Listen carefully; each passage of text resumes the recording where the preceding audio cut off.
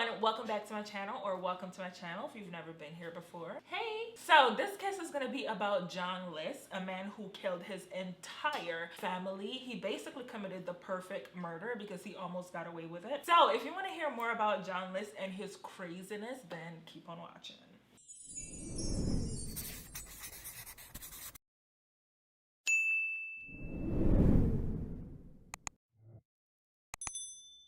Just like any other morning, John List decided to go downstairs and have breakfast with his wife, Helen, and kids. He had 3 kids, 13-year-old Frederick, 15-year-old John Jr., and 16-year-old Patricia. So 2 boys and 1 girl. His family didn't really think anything suspicious of the morning. He just sat there with them and had breakfast. Everybody thought everything was going good, but the whole time he was literally sitting down planning exactly how he would kill his entire family without making them suffer. So things weren't necessarily going good in the family, obviously. John and his wife Patricia met right after college and they started dating. She actually told him that she was pregnant, and he was very religious. He was Lutheran. Because of that, he actually had to marry her. And right after they got married, she literally told him that she was lying. She basically was not pregnant. Girl, I'm sure there could have been another way for you to get the ring. Obviously, he kind of resented his wife for that a little bit. He was upset about it because he's Lutheran. He's very much religious, very much believe in that religion wholeheartedly. So he can't divorce, because I'm guessing based on that religion, you cannot divorce. You can't break your vows. So he's basically stuck with her for life. So they decided that they would make the best out of the marriage. About 4 years later, they had 3 kids. This definitely put a lot of pressure on John to be able to provide for his kids. He really couldn't hold a job down. Like, he was definitely hardworking. He was qualified for the jobs that he was getting.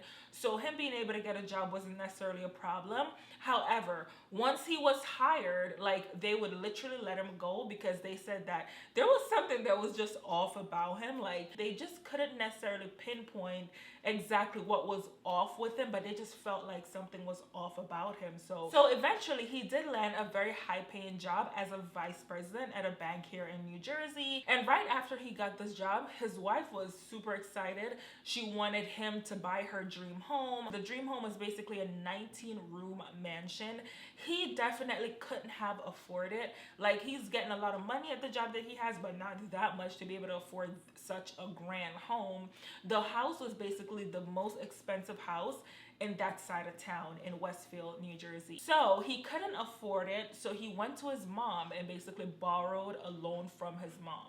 So his mom agreed to let him borrow the loan only if she would be able to live at the house with him. So the house has like a separate apartment, just like a separate compartment to the home, where she would have like her own kitchen, own bathroom, just like a whole separate apartment. So he agreed that his mom could stay there. So about a year later, he actually lost the job for the same reason that he loses every other job. Basically, his personality was just not right, and they just thought it was something very, very off about him. So they just decided to let him go. Things started going downhill ever since he got fired from that job. So when he got fired from the job, he didn't really tell anybody that he was fired because he was just too ashamed. So he was still getting up every day, getting ready as if he was going to work, and then he would drive to the train station, get on the train, get off at a few stops. So that's what he was doing for a little while, and then eventually he did find another job, but the job was kind of like a downgrade from the job that he currently has right now, so it wasn't paying him as much money. So now John is basically burdened with all the expensive that he has and the fact that he just bought that extravagant home. So he has a lot of bills. So now in 1971, he actually went bankrupt and filed for bankruptcy, which is a huge problem for his religion. Apparently, a part of the Lutheran religion, being poor, poverty, is basically not accepted. Like, you just cannot be poor. Like, poverty is literally a sin. Like, you just can't be poor. I think I need to be a part of that religion because, child. So on top of him losing his job and having to file bankruptcy, which is a sin, he was also having problems with his daughter. She was 16 years old, and like any teenagers, I'm guessing they just become a bit rebellious. So he just felt like she was going down the wrong path. She also wanted to get into acting, which, according to John, he just basically believed that acting is a corrupt profession.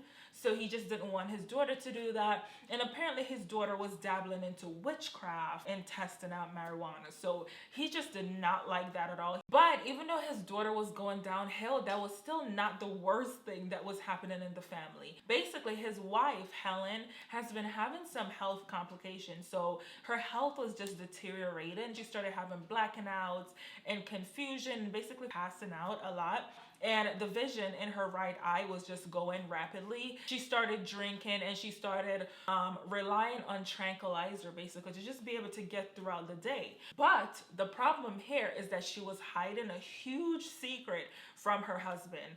So basically she was actually diagnosed with syphilis that she contracted from her ex-husband that she did not tell John. Whew, I mean, Helen was a little problematic, child. But also Helen had stopped going to church because she was just embarrassed of everything that was going on, so she didn't necessarily want to go to church. And in John's eyes, he didn't really like that very much. Like, he wanted his wife and his family to be super religious and to just be by the book and like go to church. So all of that compiled together was just not it for him. John had considered taking his own life at first, but apparently, according to the Lutheran religion, suicide is the one sin that cannot be forgivable. I mean, you can't commit suicide, but you can murder somebody, child. Also, he didn't want to leave a lot of burden on his family because even though he resented his family for all that they put him through, he still did love his family a little. So he wanted to figure out a way how to kill them, but make it less painful. Like, he didn't want them to suffer at all. Because apparently in his crazy mind, he loved them and he's saving them. And he also wanted to guarantee that they didn't suffer so that he can meet them again in the afterlife. He did love them according to him and his twisted definition of love. So once the children left for school, Helen went downstairs on a normal morning, just went to go make coffee as she normally do. John had just like kind of made like a little bit of small talk with her, and then he literally walked up behind her and just basically shot her in the back of the head, which literally killed her instantly. Then he dragged her body over to the ballroom and lay her out on a sleeping bag underneath the glass ceiling. Then he went upstairs to his mother's apartment, and she was actually making breakfast as well. She actually asked him what was the commotion that she heard downstairs, and I think he kind of just like lied to her, like said nothing, like basically nothing happened or something like that. And then he basically put the gun to her temple and just shot her, and she basically fell over. She fell on her knee first before falling backwards. He actually tried to take the body downstairs, but she was too heavy, so he decided to leave her upstairs and then put a towel over her body. So back downstairs, he cleaned up the blood in the kitchen and decided to proceed to the next step. So since the kids were in school, he basically decided to write letters to their teachers to let them know that they're going to be out of school for a little bit to go tend to a relative in North Carolina that was sick. He basically went and withdrew money from the mother's account. He also went to the post office to stop mail from going to his house, just in case they do decided to go to the house and deliver mail and then see something. So he went back to the house and made himself a sandwich, sat at the table, ate his sandwich, and wait for his kids to come home from school. So Patricia, the girl, was the first one. She basically wasn't feeling good, so she called him to tell him that, you know, she's not feeling well at school. So he decided to go pick her up from school and brought her home. And as soon as she walked in the house, John basically shot her in the jaw with a gun that he kept from World War II. I'm guessing he was in the war. So yeah, he kept that gun, and that's what he used to kill Patricia. And then basically he dragged her body out to the ballroom and lay her on the sleeping bag next to her mom. Next, it was Fred. Fred came home from school and he did the same thing to Fred, shot him the same way, and then took his body into the ballroom and lay it right next to Patricia. So John Jr. had a soccer game that day. So basically he went to go watch John play soccer. And then after soccer, he basically drove him home, and John came in the house and He basically put his lunch bag on the counter and then walked into the kitchen. And then he went into the kitchen and John Sr. basically shot him. But this one, he actually struggled. Like, he didn't die right away like everyone else. He actually struggled. And John Sr. wanted to make sure that the job was done correctly. So he shot him an additional of 9 other times, like, to make sure that he was really dead. And then he went ahead and dragged his body over to the ballroom. After that, he said a prayer from the Lutheran hymnal and then decided to make dinner and ate dinner, went upstairs as if nothing happened. And this psychopath literally said that that night he had the best sleep he's ever had. While his family laid out cold in the house, he had the best sleep he's ever had. The next morning, he woke up. He decided to turn up the air in the house, and then he decided to turn on the radio and play some of his favorite classical music. He also wrote a 5-page confession letter, basically directed to his pastor, and just leave it there. And then he walked around the house and decided to find all the family pictures that were in the house and scratched his face out of it. He turned on the light just so it wouldn't raise any suspicion to the neighbors or anything. So the music was playing, the air was on super high, and then he turned on the radio and decided to leave. So when he left, he basically dropped his car off at JFK Airport, and then he took the bus to the city and then the train to Denver, Colorado. Once he reached Colorado, he decided to apply for a new social security number, and then he got a job as a cook and decided to start a brand new life. Meanwhile, at his house back in Jersey, everything was basically still. The lights started blowing out, but the classical music was still playing because the lights were on. He had all the lights on in the house, so they started going out one by one. Because the family was so reclusive and so reserved, the neighbors didn't really intrude to really see, oh, what's going on with them, haven't seen them, because the family, they really would just stay to themselves. So the first week of December, Patricia's teacher started to worry because Patricia had once told him that she was afraid that her dad was gonna kill the entire family. Whatever reason, whatever suspicion she had that made her believe so, I mean, he did, but she really believed that he would have. So Patricia's teacher basically convinced other teachers to go with him to the house just so he can, take a look around, try to basically do a wellness check, trying to see what's going on. So the teachers actually went to the home, but then while they were on the property, they tried to get in the house. They weren't able to get in. They walked to the side doors, but then the neighbors actually saw strangers on the property, and then the neighbors called the cops. So when the cops came, the teachers basically explained to the cops. So the cops, they went up and decided to do a wellness check. They couldn't get into the house because obviously the doors were locked. So one of the officers decided to climb in through the window. The house was completely dark except for one light that shined down from the stairs. The house was basically cold and empty. Nothing seems weird, but they basically used their flashlight to kind of look around. And then there was a curtain basically parting off the ballroom from the other rest of the house. So they basically moved the partition from the ballroom, and then that's when the smell basically hit them. And obviously they were shocked to what they saw. So basically they saw Helen and all the kids basically laying out on the bag.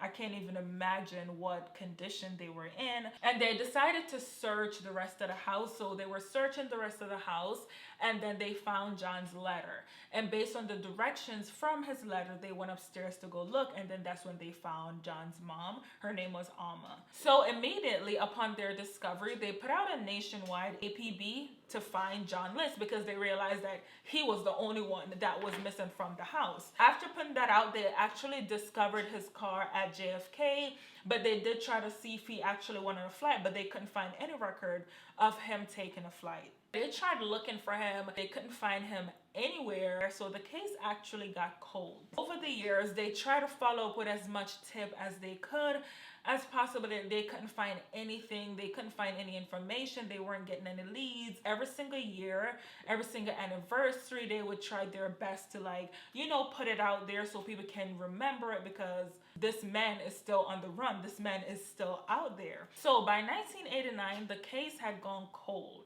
extremely cold. At this point, it was 18 years later. So everyone basically, they didn't really want to touch it anymore because, I mean, at this point, they're thinking that if they haven't found him by now, they're just not going to find him again. They actually tried to put him on a TV show, America's Most Wanted. At this point, America's Most Wanted has only been on TV for like over a year. So when they try to present the case to producers, they were just like, no, it was too cold, so they didn't necessarily want to get into it. So they basically turned them down over and over. I mean, they kept trying, but they just kept getting denied because they're like, no, it's not gonna get anywhere. Until one of the TV show hosts, John Welch, got wind of the case. Basically, once he found out about the case, he became fascinated immediately. Like he just couldn't believe that somebody would literally kill their entire family. So he was on to get him. Like, that was his number one mission, was to find that man. He started working with forensic to create like a sculpture, a progression sculpture of what he would possibly look like now as opposed to when he committed the crime. He reached out to forensic psychologists to basically look at his picture to kind of like get a feel of his personality, to kind of see if they can, see what his personality was like. And then they actually went to like thrift store. They did the sculpture. The sculpture actually came out really good, like so similar to him.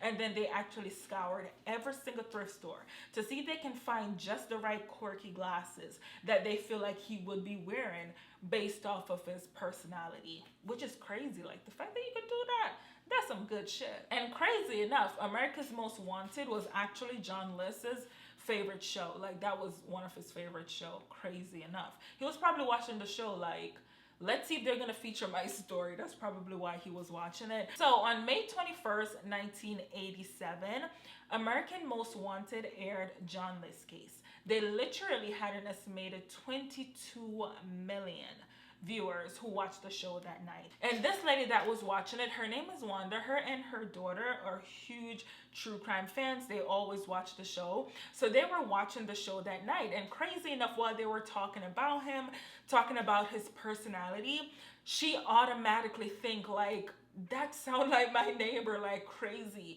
She was just like, that sound like my neighbor. Based on how they were trying to describe him and based on how they were describing him, she automatically thought that sound like her neighbor. This was before they showed the sculpture.